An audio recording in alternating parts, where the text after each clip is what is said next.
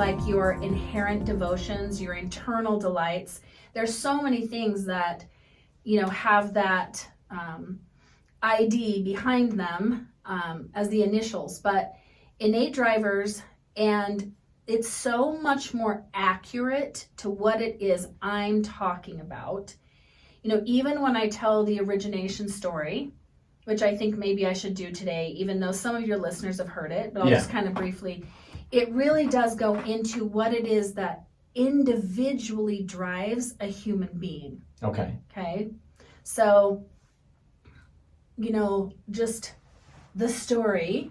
I like to start out, especially if I'm speaking to a large group and I want them to know who I am very quickly. I will say, I don't mean to brag, but I have completed 3 marriages. So completed. Kind of an overachiever here. So just so you know, far from perfect. And that in and of itself, it has led me to this work I do. Mm-hmm. But I was on that 3rd lovely marriage with my husband, and he had come to me pretty quickly into the marriage. We had a 2-year-old together, and I had 3 children from my first marriage who were older, and he did the whole we need to talk, and I could tell how serious it was. And so just the 2 of us in the house had gotten the 2-year-old tended probably by you. Yeah, now that now that I'm really thinking about it, I bet you anything she was at your house. Probably, yeah. Still waiting for her to ask me if you're her real daddy, but that's a different conversation. Anthony and I have known each other for a long ass time. Boy, over 30 years. And 35 years. Yeah, so it's been it's been a hot minute. And Anthony really has been essential in helping me raise my youngest. Just his son and her were friends, and anything you guys would do, you'd invite her. Yeah. And so grateful for that, and so grateful for our friendship. Yeah, me too. You're me my too. favorite. You're my favorite. All right. So back to the conversation I was having with him. So here's this man. Here I am, married for the 3rd time. So dedicated to this marriage, so feeling like I have to make it work. It's like my last chance. Right. This is what I call the redemption marriage. No pressure. None at all. I'm going to do anything good with my life. I have to at least be married to someone I have a child with. And so he comes to me and says, I'm miserable, which I knew. Yeah. And this was the part that started. So in one night, I had 3 huge shocks, epiphanies that changed my life. So the first one was, he said, I'm miserable and I want a divorce.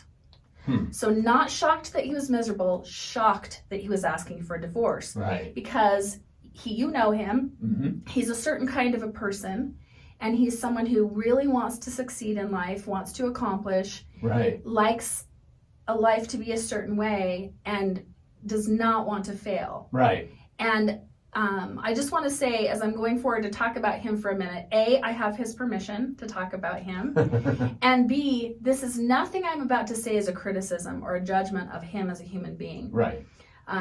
We were 2 very incompatible people trying to make it work. Yeah. So I was so shocked that he was asking for a divorce that instantly I knew there was a piece to the puzzle I was not seeing and not aware of.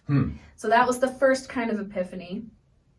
The second one came when I said, I did the things so many people do when they feel defensive or shocked or upset, and that's that I defended myself by listing my virtues or what I saw as my virtues.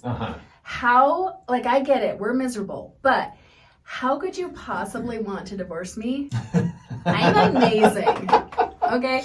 I mean, you are, but that's pretty braggadocious right there. But that's what I was thinking. I was like, okay, so in my first marriage, to someone you also know. Yeah. In fact, I think I broke up with you for him. You broke up with me for him. And, both of these were long-term relationships. This isn't like me skipping around every couple of years. And I thought that I had learned my lesson in how to be a good wife. Right. I took it very seriously what did not work in that marriage.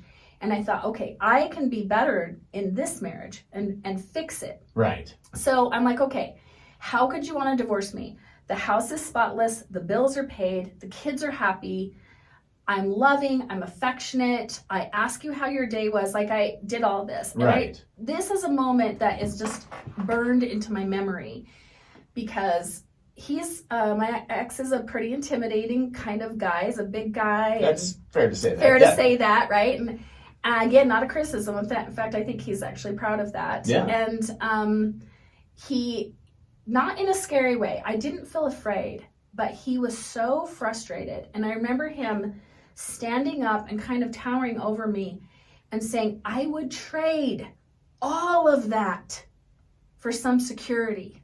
Huh. And that was the second moment of the night. And again, this is the big one. I mean, my whole life changed in that moment. My whole body got cold, time stood still. Just talking about it right now, I mean, that was in 2009. Yeah. I get chills all over my body. I have them right now because I had already been working as a coach for 7 years at this point. Right. And, you know, kind of part-time because I was still a photographer, but very much into the self-help world. And what happened for me in that moment was not just a click about him. Mm-hmm. It was a click that we're all driven by different things. Right. Right. Now that sounds so basic and so almost infantile but it was where you realize things to the very core, to my cells realized it. I was like, oh, whoa. He cares so much about security, which he's clearly not getting in the way he needs it, that a man who would normally never get divorced right. is now asking for a divorce. Mm-hmm. And I think the real serious, the gravity of the situation is what led me to see it fully. And so in that moment, I knew, I had an understanding that we're driven by some things that we would live and die for. Right. These are the things that would have you leave your family. You know, these are the things that would have people never talk to a parent again, or move across the country, or walk away from millions of dollars, or, you know, like right. They're that big of a deal. This isn't a superficial conversation. Right. And so what happened at the time, here we are in the middle of the fight, and I kind of put that information aside because I'm in the middle of my whole life being torn apart. And I say to him, okay, you want a divorce? You've got it, because I'm miserable too. And now, even though he had just asked for a divorce, it's his turn to be offended and upset. Mm-hmm. And he proceeds to list his virtues and the ways he thinks he's showing up. Right? And it was largely about money. It was like, I make good money, I'm good with money, I take care of our finances. And the whole time he's talking, and again, I don't want to dismiss any of his contributions or anyone who's listening to this if this is how you see yourself. Mm-hmm. But I'm like, in my head, I'm like, yeah, don't give a shit about that. Didn't get married for that. Nope, don't care about that. Right. And it's not that I didn't care at all. It's just that it wasn't a high priority. It wasn't a high priority. It's right. not what had me get married. Right. And this was the third epiphany of the night. I was like, oh no. Oh dear. We got married for different reasons, because then I said to him, I would trade all of that for some connection. Wow. Oh shit. I got married for connection. He got married for security. Right. That's not necessarily compatible. It's not incompatible, right. but yeah, it's right. not the same. Right. Definitely not. So for those of you listening, like, oh no, my spouse and I are different. That's not really the point. Mm-hmm. The point is that it was subconscious and we weren't fully seeing what was driving each one of us individually, internally. Right. So Sorry. That's okay. So the next day, and I, jokingly say that after we had decided to stay married for another 7 years, accidentally, don't pretend you haven't done it. Anyway, that I was like, okay, you said something yesterday. You said you would trade everything I offer for some security. And I have to say that actually makes no sense to me because, again, our house is clean, our bills are paid, we have money in savings. I'm a emotionally stable person. Right. And he said, I did not say stability, I said security. And what I mean by that is, first and foremost, I want you to work a W-2 job. Exactly. Sheesh.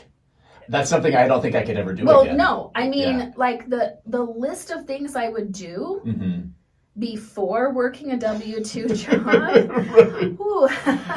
We won't get into this on a family-friendly show, but just about anything before I would go work for someone else. Like, I do consider myself to be psychologically unemployable. So if someone says, you know, you have to take your lunch at a certain time, I'm like, are you joking? I will eat when I need to eat. Right. You know, if I need to take a day off or a week off, I will do that. And I mean, I've been an entrepreneur since I was a child, doing little businesses since I was 7.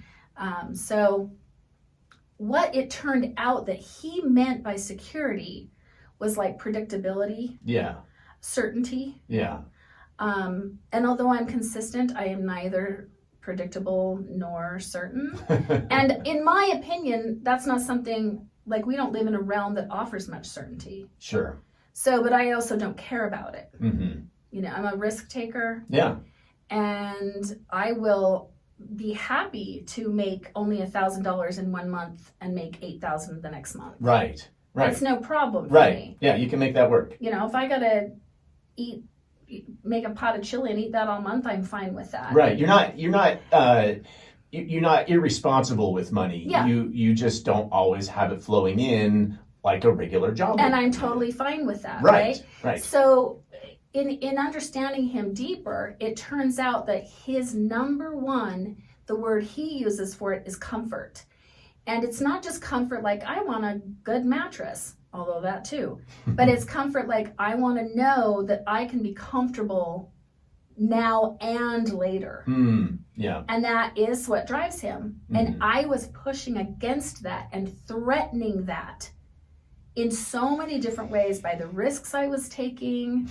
I know you can relate to this, Anthony. I'm like, I see my relationship in the same conversation. Exactly. So what ended up leading from there was this: I threw myself into the research of what at the time I was calling core values.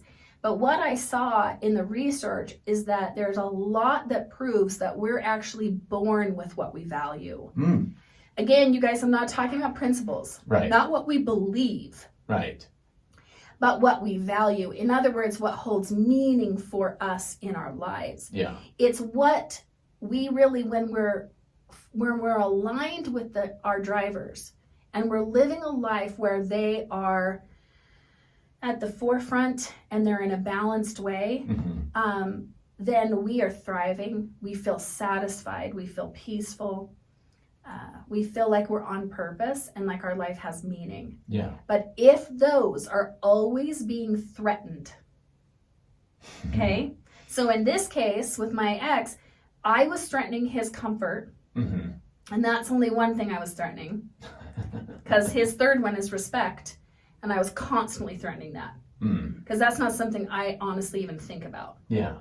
Right? If I have to say something, I'm going to say it. Right.